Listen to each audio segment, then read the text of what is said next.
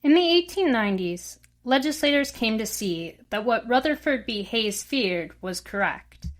America had come to operate for the benefit of its new, wealthy oligarch class. But what could be done about it? The robber barons seemed to own everything and everyone. There was no use trying to beat them at their own game. The Rockefellers and Carnegies had rigged the playing field so that no one could possibly compete. So if you can't hope to counter them in the realm of business, there's only one place to take the fight: the federal government. I'm Anne Grace Evans, and this is a practical guide to American history.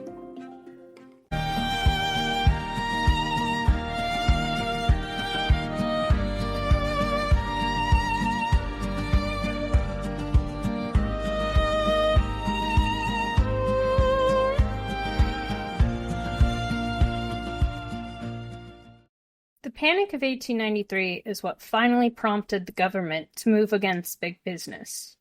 It had many causes. The bubble caused by rapid railroad investment finally burst, leading to a credit crunch, where people hoarded gold, leaving the Treasury in a tough position. The success of the silver mines in the West had led to inflation, and the McKinley Tariff, brainchild of Representative William McKinley, raised tariffs on average 50%, which only made things worse. All of society felt the consequences of this depression, but farmers were especially hard hit, as lack of credit led to banks and businesses failing. Produce prices plummeted, and farms went under.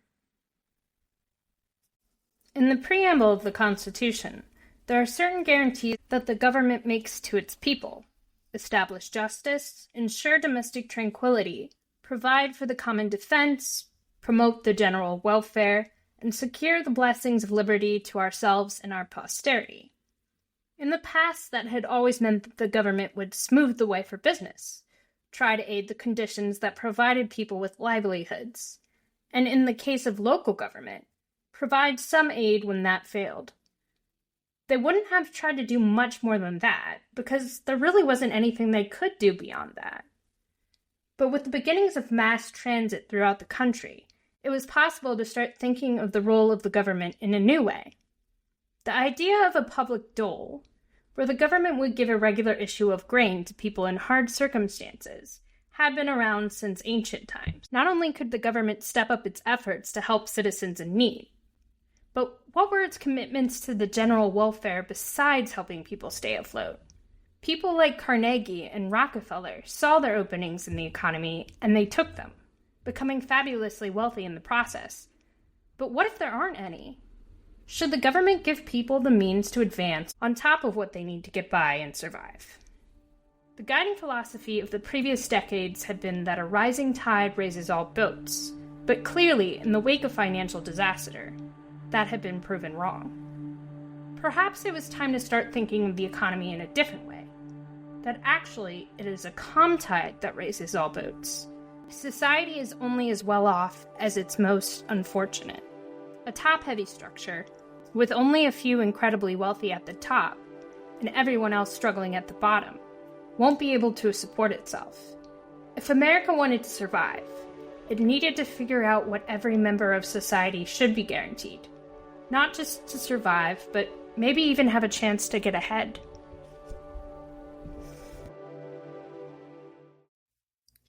Eugene V. Debs had worked the railroad since he was a teenager, and he believed that workers were owed more than just a means to keep food on the table. They worked long hours in often dangerous conditions, and still they survived paycheck to paycheck, with no real leisure time, no means to get ahead. Life was one long slog of just getting by. And he felt that, as the people who literally made the nation run, railroad workers ought to be entitled to so much more than that. He founded the American Railway Union in 1893 to represent all white railroad workers seeking better pay and better conditions. The union saw early success with the Great Northern Railway strike in 1884. Pressuring the owners of the railroad not to go through with their proposed wage cuts. But the union's next proposed action was to take on the Pullman Palace Car Company, and that ended in disaster. Pullman's company town was notorious, and workers desperately needed a collective structure to try to improve conditions. But the company refused to negotiate. In June 1894, operators of Pullman cars across the country walked off the job. The railroads responded by bringing in strike breakers, oftentimes black railway workers who were generally excluded from membership in the ARU, increasing racial tensions. The unrest and violence that broke out, again in Chicago, and later in other places, prompted then-President Grover Cleveland to send federal troops to aid the railway companies in breaking up the strikes. The New York Times framed the event as pure anarchy, instigated by foreigners and a tyrannical leader in Debs. They were not the only paper that would take such a stance. The U.S. government did form a commission to determine how this possibly could have happened. And what do you know? They determined that the blame lay mostly with the Pullman Company for refusing to negotiate. But the labor movement would need more than this one acknowledgement from the government if it was actually going to change things. Samuel Gompers was a cigar maker involved in the Cigar Makers Union, but he realized cigar makers and workers of all industries would need to band together if they had any hope of taking on the industrialist leaders conspiring against them. Gompers grew the American Federation of Labor out of the dregs of the Knights of Labor, with one practical vision. The focus would be on pay and working conditions. Union members shouldn't be distracted by wading into politics. That was all very well in theory, but what if the union wasn't even able to negotiate with management, as had happened with the Pullman Company? They could strike, but if the company went to court to get an injunction against the union, they weren't protected. Collective bargaining alone wasn't going to improve labor conditions. There needed to be legislative action to protect workers and unions. The Populist Party formed in the 1890s, and from the start, it had a very big tent. There was the Farmers' Alliance, which despaired over the fate of agricultural laborers in a rapidly mechanizing world. There was the Greenback Party, which hated the gold standard and wanted America to move to a fiat currency, a currency backed by a government guarantee rather than any hard asset, like gold. There was the Prohibition Party, which wanted to prohibit the drinking of alcohol, and the Anti-Monopoly Party, which was opposed to the vertical and horizontal integration of the robber barons. The Labor Reform Party wanted reforms to currency and banking, as well as an 8-hour workday. The Union Labor Party, the United Labor Party, and the Workingman Party were all parties focused on improving working conditions. At their first meeting, they stated their purpose. We meet in the midst of a nation brought to the verge of moral, political, and material ruin. We seek to restore the government of the Republic to the hands of the plain people with whom it originated. Our doors are open to all points of the compass. The interests of rural and urban labor are the same. Their enemies are identical. At a meeting in Omaha in 1892, they laid out their platform. They called for the direct election of senators by the people. To this point, the state legislature had elected its U.S. senator, and as you might expect, this invited quite a bit of corruption. The Populist Party also wanted a graduated income tax. A flat-rate tax put the heaviest burden on the poorest, while the wealthiest men the world had ever seen paid what would have felt like nothing to them. A graduated tax would take into account people's ability to pay tax, while attempting to take in the greatest amount of revenue for the government. The platform endorsed the Sub-Treasury Plan, a comprehensive plan for farmers to bypass the banks to alleviate their debt. Farmers could use their non-perishable crops as collateral until such time as prices went back up, and in return, they would receive an 80% loan at low interest rates. Loans would have the added benefit of adding more dollar notes into circulation, hopefully with a somewhat deflationary effect. Laborers wanted a shorter workday and better working conditions, and the anti-monopoly lobby called for the nationalization of the railroads. While they did enjoy some electoral and legislative successes, for the most part, their ideas were a bit ahead of their time. The anti-monopoly contingent had already scored one major success in the Sherman Antitrust Act of 1890. This codified into law that the practices that made up monopolies, the trusts that J.P. Morgan was so good at organizing, were illegal, and that the federal government could start proceedings against them. This legislation would lead to the breakup of Rockefeller's Standard Oil. Congress was finally going after practices like price and wage fixing that had made the robber barons so much money off the backs of working people.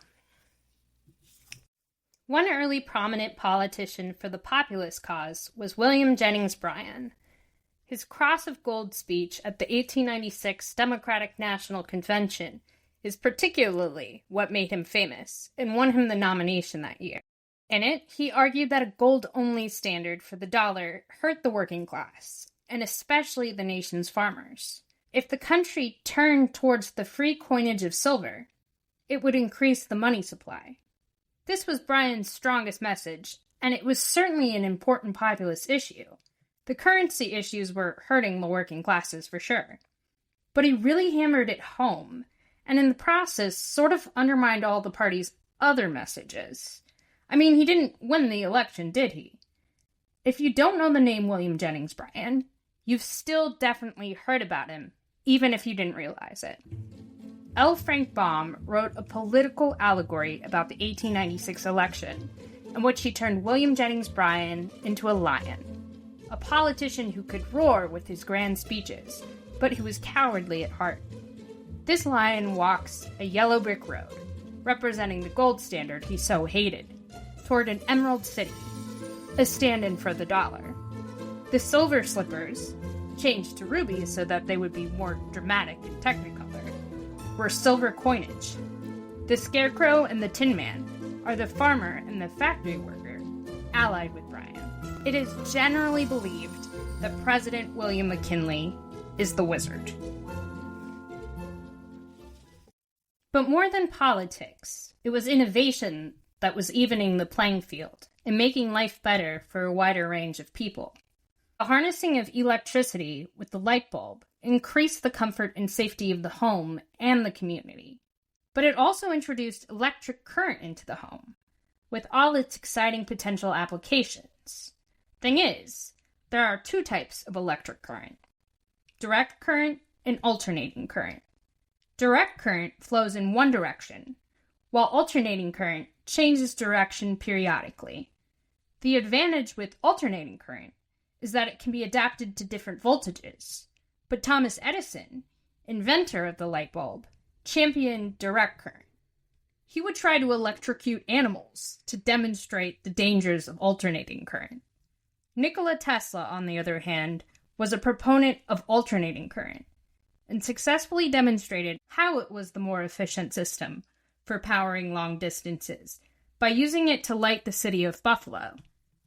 This was enough to get the company General Electric, which had previously been Edison General Electric, to adopt alternating current. The War of the Currents did wonders to popularize the idea of electric current powering everyday life. There were other quality of life improvements as well. Do you remember where we left medicine? In the mid-19th century, it was more of a trade. The local doctor probably trained with the local doctor before him, riding around making house calls and probably not doing anyone very much good. No one really knew about germ theory. You were lucky if you got a surgeon who cleaned his instruments. But that started to change in the late 19th century, when people realized that perhaps they ought to be taking a more scientific approach to medicine. Johns Hopkins Hospital in Baltimore had been founded in 1876 on the European model of research medicine, and already it was beginning to change the way that medicine was practiced in America. Johns Hopkins introduced medical gloves for nurses in 1889, initially to protect the nurses' hands before they realized that this was a best practice to stop the transfer of disease. They were willing to try to improve the way they did things and ask why, instead of just going with the conventional wisdom that doctors had always followed. The medical school opened in 1893, requiring rigid entrance exams and including laboratory research and knowledge of the scientific method as part of the curriculum. In this period, life expectancy, on average, increased by 2 years. Inventions from the Centennial Exposition began to become more readily available, like the phonograph and the telephone. The spirit of progress that had infused that event had continued to inspire America, making it a time when a great many things seemed possible. That internal combustion engine in particular was one idea that people took and ran with. The first practical gasoline-powered car was patented by Carl Benz in 1886. The design was called a boxer motor engine, a flat internal combustion engine that could propel the wheels of a small carriage. The Olds Motor Vehicle Company, later Oldsmobile, was the first major automaker in the U.S. to start a production line in 1901, and soon it was all the rage. Everyone needed one of these new vehicles that could drive itself, and there were many entrepreneurs lined up ready to cash in. The entrepreneurial spirit went hand in hand with this era of invention. Companies needed to be incorporated to sell the latest phonograph or sewing machine or motor car, and these required a new kind of employee: the accountant, the administrator, and the sales clerk. Employment in white-collar jobs rose from 3% in 1850 to 12% by 1910. As companies and firms grew and reinvested, the products they made became cheaper and more accessible, and a new burgeoning middle class of professional sector workers could afford to buy them. What medieval kings of the past wouldn't envy the comfort and convenience of the new middle classes? Solutions to what had once been major problems were now at their fingertips. Vacations and weekends were now something in reach for regular people. If you work for a living, you might actually be able to stop and enjoy life more often now. It is no coincidence that this is the time when places like Coney Island start to take off. Increased leisure time and amusement parks go hand in hand. The first Ferris wheel was built at the 1893 Columbia Exposition in Chicago. The bathing costume still consisted of pants and long sleeves, with the addition of skirt for women, but it wouldn't completely smother people anymore. Handheld cameras for family holidays were also coming into existence. The Kodak company ended up patenting nitrocellulose film. Now a camera could contain multiple rolls of film with captured images instead of a limited number of glass plates, as had previously been the case. When the rolls were completely full, they could be sent to Kodak for development. Kodak would further attempt to corner the market on accessible photography when it produced the Brownie in 1900, the first handheld camera for the average person to own. And finally, there was the bicycle, a casual and leisurely way for people to get around. The pleasures of day-to-day life for the middle class increased as well.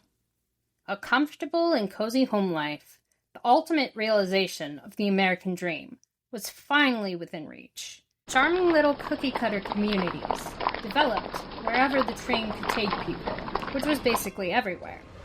Communities like something out of The Music Man were manicured, their lush and leafy green public spaces and sweet little storefronts down Main Street, striped awnings advertising the small businesses inside. Pharmacies and general stores were commonplace establishments, but the introduction of a new feature made them the hangout spot for all the kids. The invention of the iceless fountain, which used cans of carbon dioxide to create carbonated soda, meant that it could be installed in pharmacies throughout the country. Soda water had been touted for centuries for its perceived health benefits. The only problem was that it didn't really taste very pleasant.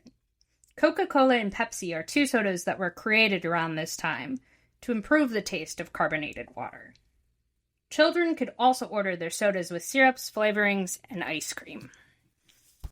It was good to be a child at the turn of the century, because this was a time when people were beginning to realize that childhood was a distinct period of life, one in which kids should be allowed to develop and grow and dream.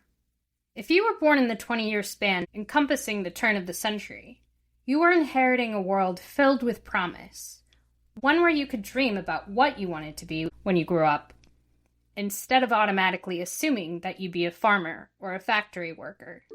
You didn't have to be the child of the richest people in the country to have a happy youth, to run around town hanging out at the soda fountain with your school friends. Over half the children in the country attended school, at least in their younger years. They weren't spending their childhoods working to earn extra money for the family, or doing chores around the farm. Media specifically made for children, like Beatrix Potter's Peter Rabbit, James Matthew Barrie's Peter Pan, and Kenneth Graham's The Wind in the Willows, began to appear, along with a new form of entertainment for kids and adults alike.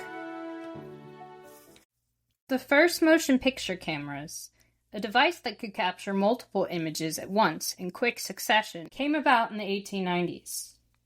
The first motion picture to be shown publicly was called Dixon Greeting, and it is just 1 second of a man passing a boater hat from one hand to the other. But just that would have been miraculous. Towns start setting up these spaces where you can see new ones, and longer ones, and more creative ones. These aren't yet the great theaters they'll become, but it's a start. America is beginning to have mass culture, which in turn leads to shared beliefs and values, especially about the promise of America.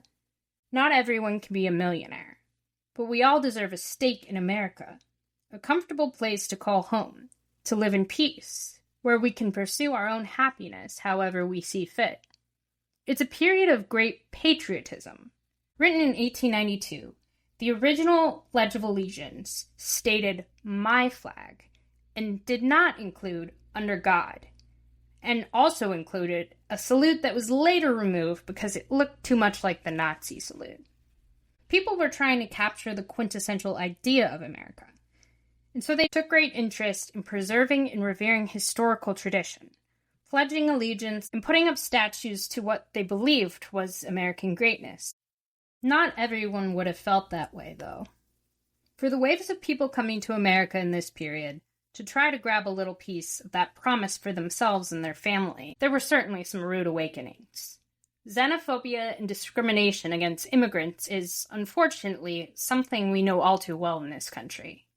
Every generation of people that comes to America seems to forget that fact once they've been here a while, choosing to turn around and make life harder for the newer arrivals. A major example of this was the NINA policy, no Irish need apply. And of course, there still remained the ever-present original sin, society's treatment of Black Americans. An important case made its way to the Supreme Court in 1896. A man named Homer Plessy, who was 1/8 Black, attempted to sit in the white portion of the train, before being told he had to sit in a separate car. When the case finally came before the justices, they established the policy that would shape race relations for decades. White and Black accommodations could be separate, so long as they were equal. The court didn't go into detail about what equal meant. This decision formally legalized what had already been occurring since the end of Reconstruction: Black people being systematically barred from white spaces. Jim Crow was a minstrel show character from the 1830s, a racist caricature of an enslaved person performed by a white actor in blackface. So-called Jim Crow laws firmly established racially segregated spaces, as well as poll taxes and literacy tests that disenfranchised Black men. Where Jim Crow laws didn't stymie Black progress, the Klan was still active as a terror organization to try to prevent any Black advancement.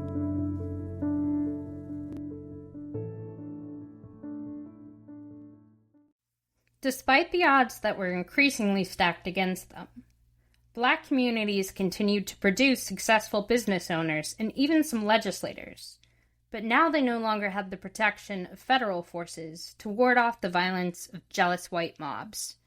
This was how the only coup d'etat in the history of the United States of America came about. In November of 1898, in response to strong Republican and Black political turnout in Wilmington, North Carolina, pro-democratic mobs went to the polls to intimidate people, and especially Black men, and stop them from voting. They then fixed the returns and went through the streets, attacking any Black person that they found.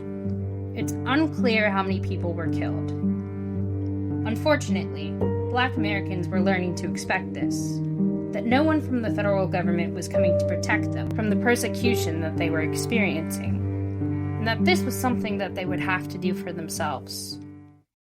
In 1909, thought leaders in the Black community gathered in New York City to establish an organization that would help them do just that, the National Association for the Advancement of Colored People. It states that our mission is to achieve equity, political rights, and social inclusion by advancing policies and practices that expand human and civil rights, eliminate discrimination, and accelerate the well-being, education, and economic security of Black people and all persons of color. The flow of Black families from the South to the nowhere near perfect, but usually somewhat better North, continued to increase, really picking up around 1910. Immigration in general was steady through the first decades of the 20th century, all passing through Ellis Island looking for a better life than the one they had left behind. The Statue of Liberty welcomed them there, with the exhortation, "Give me your tired, your poor, your huddled masses, yearning to breathe free." Great changes at the turn of the century fostered the belief that humanity could improve. These new technologies and social movements were like Prometheus bringing fire to the people, so that they could live more like the gods, the previously unattainable comforts of the uber-wealthy. If you were born in the mid-19th century, you were born into a world very much still transported by horse and carriage, where if you were prepared to wait perhaps days for the doctor to come, the remedy they offered might actually prove worse than the disease. But by the time you reached adulthood at the turn of the century, trains crisscrossed the country, taking you anywhere you wanted to go. Automobiles were carriages that no longer required a horse. Human flight was actually something achievable, and doctors had a far better understanding of the human body and how to treat it. But I'm getting ahead of myself slightly. Real change only happens when people bring continued attention to a problem.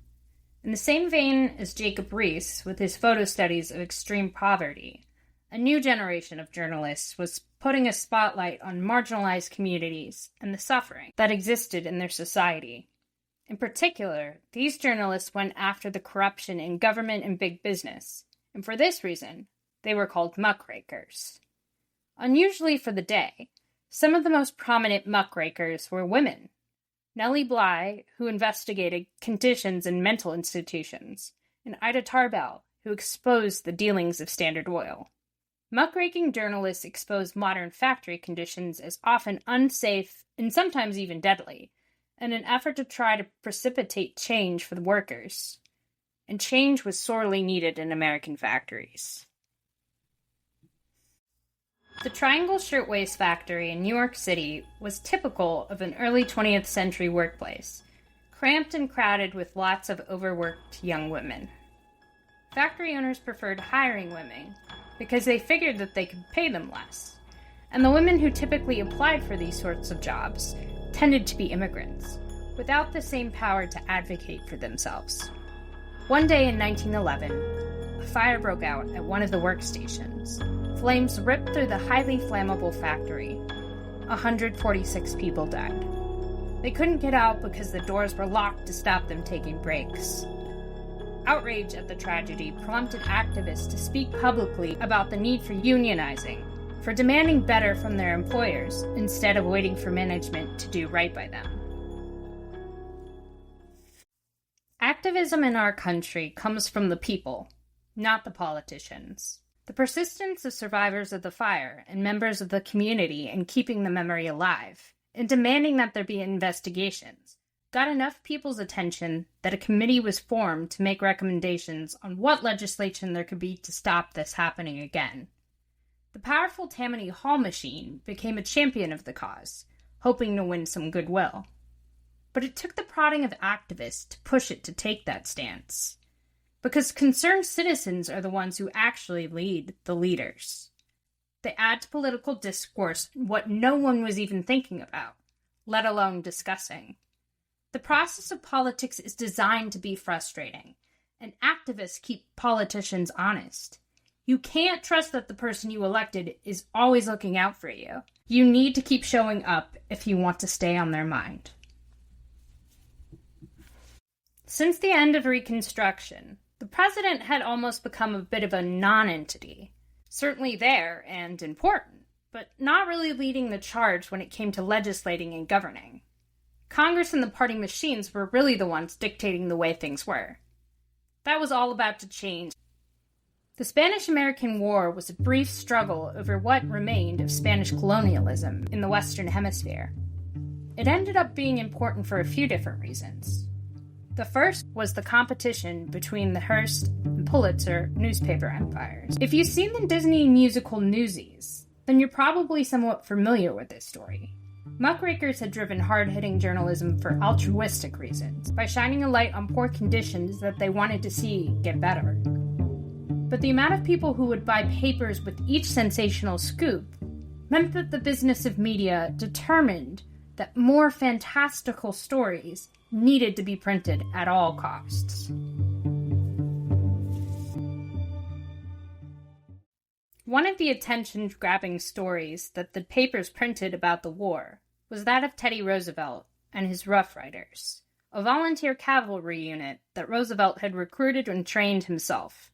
Theodore Roosevelt came from a prominent New England family with a bit of an eccentric bent.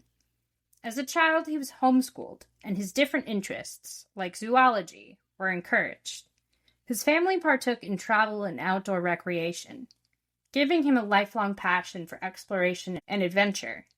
He entered public life as an assemblyman in the 1880s, but the pull of his other interests, like the Rough Riders, took him away from politics, made him a celebrity in the process. Roosevelt negotiated his fame into becoming governor of New York, and from there, vice president. And with the assassination of William McKinley in 1901, he ascended to the presidency. Theodore Roosevelt set out to be a transparent president. Perhaps mindful that he owed his political fortunes to his public image, he devised a way for the president to be more available to the general public, the White House Press Corps. When he renovated the White House, he added space for a press room, where reporters would have direct access to him. This was great for journalists who wanted the inside scoop, but it also served him as well, by allowing him to shape the narrative how he wanted with his administration's daily press briefings. In 1904, he wanted to spin the media narrative to support his new project, the Panama Canal. The United States had taken charge from the French of what seemed a doomed effort to dig a canal connecting the Atlantic to the Pacific Ocean. The thing is, the American people would take some convincing that this was any of their business. Panama is in Central America, far removed from the daily life of the average American. The Monroe Doctrine in the 1820s had stated that no European colonial power should stick its nose into the Western Hemisphere's business. Roosevelt went one step further. America should police activity within the Western Hemisphere. Make sure that everyone's affairs were in order, so that there would be no future incursions. If the United States maintained the policy of speak softly and carry a big stick, there would be no further disputes like the Spanish-American War.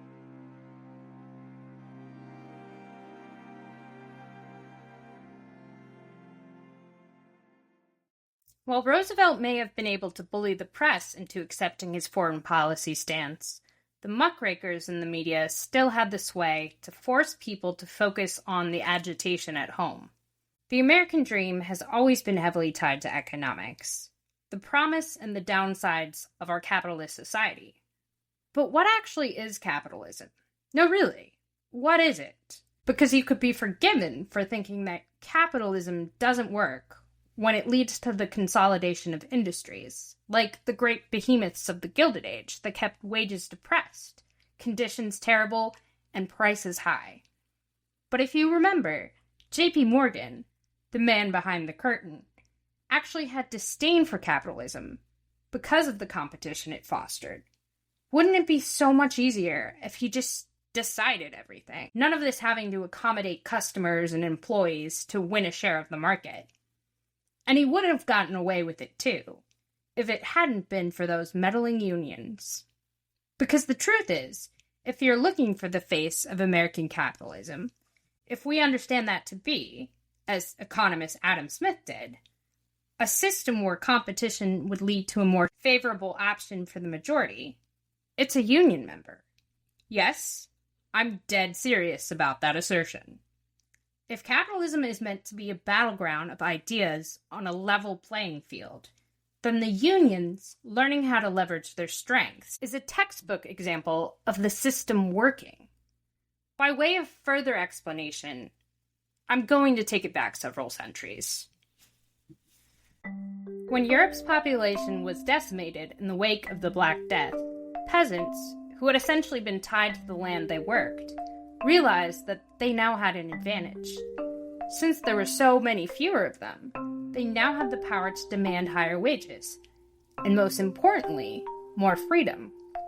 And since they could now move from place to place, in control of their own destinies as they pursued the best wages that they could get, they needed distinct personal identities. This is how the surname was born. Is there anything more individualistic, more inspiring for those who believe that your potential is only hampered by how big your belief is? It's part of creative destruction that as the ground shifts, new opportunities are created, ones which enable people to make different choices and achieve better outcomes. It creates more of those openings. Remember the ones that Malcolm Gladwell talked about. For more people to slip through and take advantage of, not just a lucky handful. So it was really the labor movement that allowed the Edwardian era, though far from perfect, to be the hallmark card answer to the Gilded Age's incredible inequality. To this day, we associate this turn-of-the-century period with the American dream. It's literally the model of Americana that Walt Disney picked to be the face of the Magic Kingdom, the second that you walk in. The Rockefellers and the Carnegies and the Morgans of the world may have used that level playing field initially to become giants in their field, providing better value through efficient practices, but the second they were through that door of opportunity, they shut it behind them. It was time to put antitrust legislation into action. Roosevelt's administration kicked things off by bringing the first lawsuit using the legislation in 1902. But maybe the most significant case decided under the Sherman Antitrust Act was against Standard Oil in 1911. The Standard Oil of John D. Rockefeller and his monopolistic business practices. The ruling stated that Standard Oil was a monopoly, against which other oil companies couldn't hope to compete. Not only did this lead to the breakup of Standard Oil, it led to the creation of the Federal Trade Commission in 1914 to help protect consumers from the kind of practices that the uncompetitive robber barons had tried to get away with. But perhaps the thing that Theodore Roosevelt is most remembered for is expanding protection for government lands. The National Park Service would not officially be created until 1916, but Roosevelt brought attention to preserving the natural landscape of America, saving some of these wild places before they disappeared. He was largely influenced in this conservation project by John Muir, an ardent naturalist determined to protect as many areas as he could for future generations. There were many things that Muir got right, and lots of things that he got wrong. But his impulse to halt development in the country's remaining wild places came at the correct time. America had experienced great growth and change before, but the pace at which technology was changing would overwhelm every open space if they were not careful. The new face of a modern nation. The railroads had been one thing, but cars truly could go anywhere that people were willing to build a road. That meant that more people could get more places, and with the invention of the airplane in 1903, the possibilities for expansion only increased. The turn of the 20th century was looking forward technologically, scientifically, and philosophically, in terms of what might now be possible. The government began to measure things, the cost of living, the quality of food, medicine, and the environment, with the view that it was within their power to change it and make it better for people. But in a lot of ways, America was still very much grounded in the past. The election of Woodrow Wilson in 1912 turned on the idea of new freedom, the individual's power, rather than the government's. This idea tied into his larger theory on America and democracy. It was a theory that was to have consequences for America and the world.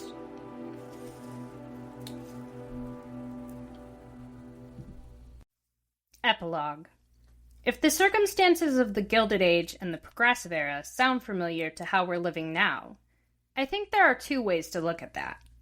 We can either feel discouraged that 150 years on, we seem to have ended up right back where we were. Or we can believe that, if we dealt with these issues once, surely we can deal with them again.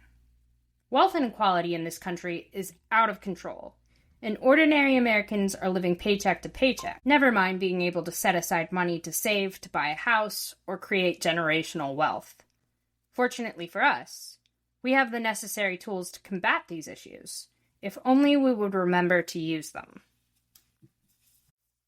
When a judge found Google to have a monopoly as a search engine, that was the first time that the Sherman Antitrust Act had been successfully applied in decades. And there are obviously way more monopolies out there than just Google. There's a suit currently pending against Apple, but beyond that, the government hasn't been very active in trying to rein in companies hurting consumers. Amazon Web Services certainly practices vertical integration, and if Skydance Media does acquire Warner Brothers, they will control almost a third of media distribution and programming markets. Since all these are tech and media companies, their dominance also comes with the added worry that aside from dominating how much we pay, this small group of people is shaping how we think. When a judge found Google to have a monopoly as a search engine, that was the first time that the Sherman Antitrust Act had been successfully applied in decades. And there are obviously way more monopolies out there than just Google. There's a suit currently pending against Apple, but beyond that, the government hasn't been very active in trying to rein in companies hurting consumers. Amazon Web Services certainly practices vertical integration, and if Skydance Media does acquire Warner Brothers, they will control almost a third of media distribution and programming markets. Since all these are tech and media companies, their dominance also comes with the added worry that aside from dominating how much we pay, this small group of people is shaping how we think. There's this graphic from a few years ago showing the consolidation of the food industry. I'll put it in the show notes. This chart shows how all these brands you see in the grocery store, despite their different packaging, are almost all owned by Kraft, Coca-Cola, Nestle, PepsiCo, Unilever, P&G, Kellogg's, Mars, General Mills, or Johnson & Johnson. Beyond that, the consolidation of distribution, grocery stores, meat processing, and bread means that the American consumer is sort of over a barrel with the prices they're forced to pay if they want to buy food at all. And the issue of consolidation within pharmaceuticals, healthcare, telecommunications, and other industries people can't live without is hidden in plain sight. JP Morgan and the robber barons came right out and proclaimed that their business was consolidation. Today, businesses have gotten a little better at hiding it.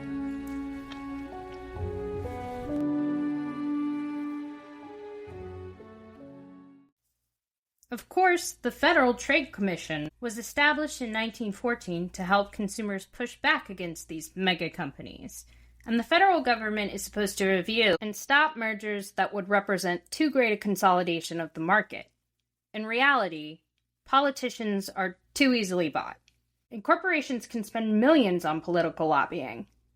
Money in politics is something that we'll get to later, but when politicians act primarily with business interests in mind, it hurts people in a few ways. We've already covered the disregard of antitrust laws. In recent years, there have also been repeated efforts to weaken the Federal Trade Commission and the Consumer Protection Bureau. The consequence is price gouging and inflation. But that's on the consumer side. What about people trying to earn a living at one of these corporations? Half the battle in the cost of living crisis is that everything costs way more than it did. But the other half is that people just aren't making enough money to keep up. There are many culprits here. Minimum wage laws, Department of Labor regulations about what employees are entitled to, and again, too few actors in any one industry to be able to offer competitive compensation. But a major correlating trend with wages that have stagnated since the 1970s is the decline in union activity since then. Again, we'll cross this bridge when we get to it, but people have lost so much of that leverage that I touched on last episode. Which brings me to the final way that not regulating businesses hurts people, the tax code. There's a reason that in the Progressive era, introducing an income tax was part of the Populist Party's platform. It's the bootstrap thing again. Say you're a normal person, and you want to join the rarefied ranks of the robber barons. Before you can mount your challenge, you've got to start from the bottom and work your way up. But that's what Andrew Carnegie did, so why not you? Well, because now, there's no railroad boom. No mad dash for steel rails that would furnish you with the quick burst of capital to expand. Plus, Andrew Carnegie now owns all the means of getting ahead in the steel industry. But say it isn't steel. Say it's something else. The next big thing, if only people will realize it. Except nothing is booming in the 1890s. The average Joe is struggling, and certainly doesn't have the time or money to devote to starting a business while just trying to keep their head above water. Carnegie and Rockefeller are set for life. There's no more innovating they're going to do. But still, they've hoarded all the resources. Resources that the next Andrew Carnegie, the next big innovator, could use as a solid base from which to build. It doesn't even have to be the next Edison that isn't meeting their potential due to lack of funds. How can a person make the most of themselves, pursue their own happiness, and contribute to the greatness of this country in the process, if they can't climb out from under not being able to afford the necessities? Food, shelter, healthcare. It's interesting that the government instituted the Consumer Price Index in 1913, measuring the increase in the cost of living over time. It shows growing awareness that it is in the government's purview. It is their responsibility.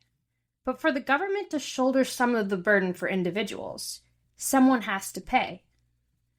According to the Institution on Taxation and Economic Policy, 88 U.S. corporations paid nothing in taxes last year.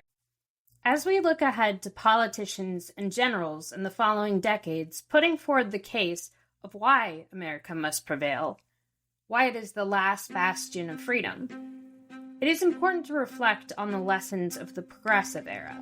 How can we reclaim the promise of America for the people when society seems to have left them behind? It doesn't even have to be the next Edison that isn't meeting their potential due to lack of funds. How can a person make the most of themselves, pursue their own happiness, and contribute to the greatness of this country in the process, if they can't climb out from under not being able to afford the necessities? Food, shelter, healthcare. It's interesting that the government instituted the Consumer Price Index in 1913, measuring the increase in the cost of living over time. It shows growing awareness that it is in the government's purview. It is their responsibility. But for the government to shoulder some of the burden for individuals, someone has to pay. According to the Institution on Taxation and Economic Policy, 88 U.S. corporations paid nothing in taxes last year. As we look ahead to politicians and generals in the following decades putting forward the case of why America must prevail, why it is the last bastion of freedom, it is important to reflect on the lessons of the Progressive era. How can we reclaim the promise of America for the people when society seems to have left them behind.